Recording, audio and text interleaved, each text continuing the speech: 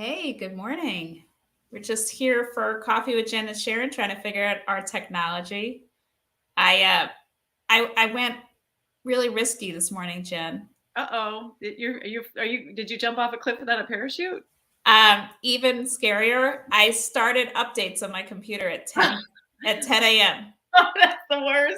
And I said, "Oh, they'll be done by 10:30 when we're going live." I mean, I am. We're here, but it But was it it's was reading your not teeth, right? it was very I got a little adrenaline rush. I mean, as we got Yeah. to 10:25 and it wasn't quite done, it was pretty exciting. It's Um, very anxiety provoking when you see the completion bar and it's still really far, but then all of a sudden it takes a big jump, but then maybe it goes back. It's yeah. the, And com- the completion bar is an unreliable narrator. yeah, and we're talking today about life taking weird turns with our teens and all, it's just general chaos, unexpected things happen, we have to roll with things. Right. But then, we add in our own computer excitement too, I guess. I guess so. I think it's such a hard thing because we want to seem like we're cool and calm and collected and have it all together. And because we know that our kids need that sometimes, but Mhm. it can throw us for a loop too also when things pop up unexpectedly. um, Sharon, for example, had not one but I think maybe a couple of trips to the urgent care this week for Oh my various gosh. things. You Well, tell us about a little bit of what minor emergency. I'll tell you, the punchline is that we have a new, brand new broken foot in the family from Hmm, one of the teenagers. sorry. And it's fine. It in like a month it'll be fine. But it's just, I was coming home from a trip out of town that was supposed to be relaxing with friends. How dare you? And on the way home, I fell on the stairs. My foot hurts. I'm not there. I don't know. Right.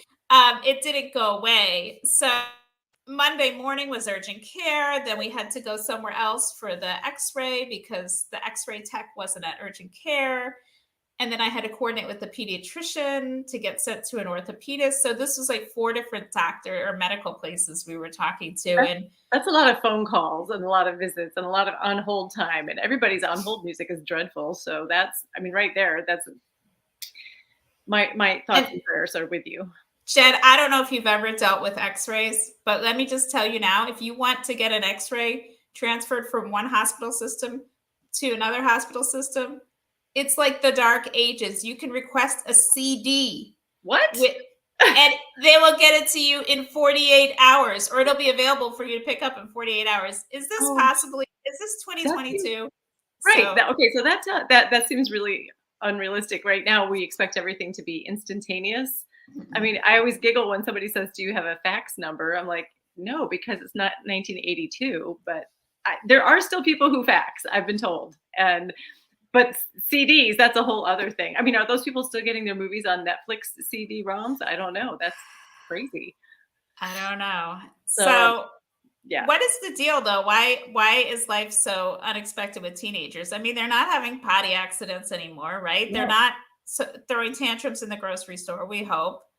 But So like it could happen if they don't have the kind of Pop Tarts that they want. I mean, I'm just theorizing. I'm not saying that actually happened to anybody. Oh, I was thinking about this, Jen. I was wondering if it's because, well, obviously they're doing a lot more. They're out in the world, Yeah, and that brings in so many outside factors too. I mean, right, it's not just the unexpected broken foot, but right. No, you know, no. It's and that's I don't know why, but it still seems like there's the rule of three. Like things just sort of clump together, and when they're bigger, maybe those things are bigger that are happening to them. So maybe when they were toddlers, the three things that might have happened were this, spilled sippy cup and the potty accident and the tantrum in the grocery store.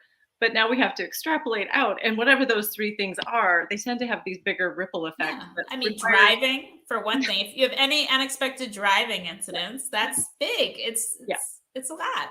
it is a lot. Yeah, and it really calls in to play whether you have the coping mechanism to deal with the unexpected. Yeah. Maybe I should say it highlights whether this is a skill that you have developed or you're still developing. Still developing. It really can throw you for a loop, especially Yeah. because, like in your case, I love that you said the other day, like, I love when the school nurse calls or when the school calls and the first thing they say is, "It's everything's okay." Yeah, for Because the sure. first thing when you see that caller ID pop up and it's your kid's school, it goes to the worst possible thought for most of us. Yeah. So I appreciate when they tell you that, but it still means a wrinkle in your day. If you're getting a call from school in the middle of the day, it's a wrinkle of some kind. And it means maybe you have to push back what you were doing. Maybe your work has to get reshuffled. Yeah. Maybe it requires you having to call another parent to say, "Can you pick up my kid who's coming home from 6th grade camp because now I have to take my older kid to the urgent care." Again, just theorizing, this didn't happen to anybody anybody I know.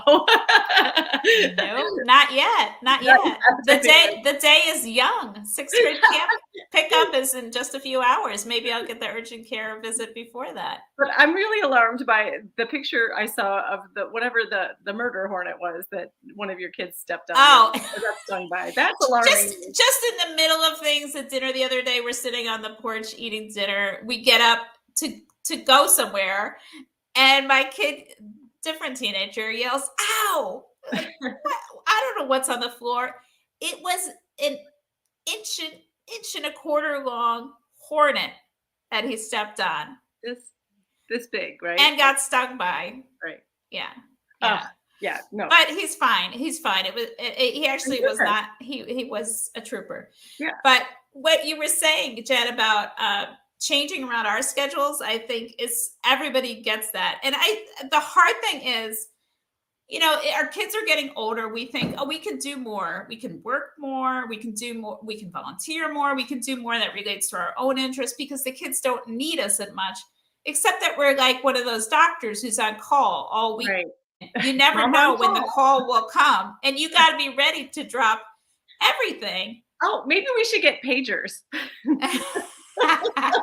Since we're talking about ancient technology, get your mom pager on. Oh, sorry, I gotta go. I like can't get my latte because I got a call from the school nurse, whatever it is. Well, Jen, I don't know if you do this. Like, do you set special rings for your children, or so that when somebody calls, or I don't even know if you keep your ringer on, but do you have a way of distinguishing if your phone is telling you something important about your family or I something typically else? don't. I keep my phone on silent all the time, but I don't silence the notifications. But I sometimes I'm just not aware, and so I'll be blissfully ignorant for quite a long time, and Yeah. then I'll see the thing, and it's generally not a problem. Usually, it's like, oh, sorry, I already left the grocery store and I didn't see what you wanted. It's that level of Yeah. crisis. Every once in a while, though, I feel bad because I have missed something. And recently, we had a kid who was overseas, and her credit card didn't always work when she needed it to, like if she needed to get a train ticket or something. So my husband he took the midnight watch. He would take the ringer, put it on his phone, and we had it had a distinctive ring, so we knew when it was an overseas issue that needed to be And attended. she's in a different time zone. So it's Different not, time zone, yeah. different, across the ocean. It was definitely like I felt like we needed to be on call, but again, it was sort of like we felt like we were staying up with a baby again. Like, who's taking the Mhm. midnight watch tonight? Who's that? Well, it was always him. I let him do it. Payback. Sometimes it takes 10, 15 years, but it does come around. I like that. Um, well, please share with us what your advice is, or whether you've been juggling a lot of unexpected things with your kids and Right. your teenagers lately. We just want to Um, commiserate. We're just here talking about it. Obviously, we're not talking about things that are totally life threatening here. But one of the reasons that right. came up in our conversation was Sharon and I are both. We're going to be co-hosting a book group with one of our favorite authors, who we definitely want to be friends with in real life. Her name is Mary Laura Philpott, and the book is called Bomb Shelter.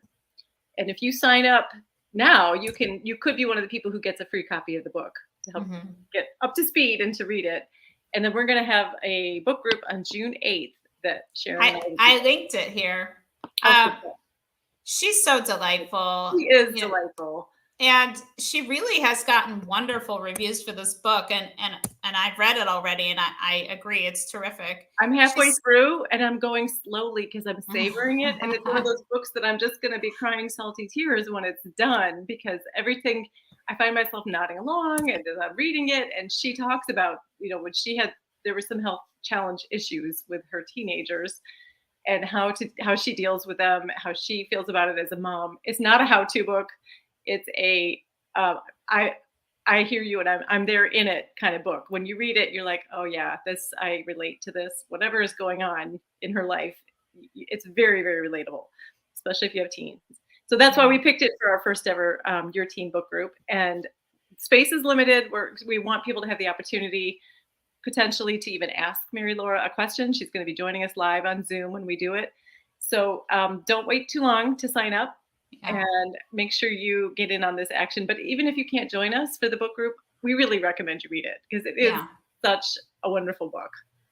But yeah, do join us though, But because you join us. we have spaces available for now. But as we get closer to June 8th, we'll be closing a registration. And as it gets, we don't want it to be too big. We want it to be a nice size to discuss. Yeah, So yeah. So yeah, yeah, and you'll definitely you will relate to how some of the things we're talking about. She talks about how things just sort of clump together. Like you think, oh, because I'm dealing with this other issue here, nothing else should be happening to me. right. My parents can't get sick because my Right, kid is sick right. and my That's not back life. hurts. That Yeah. is not life.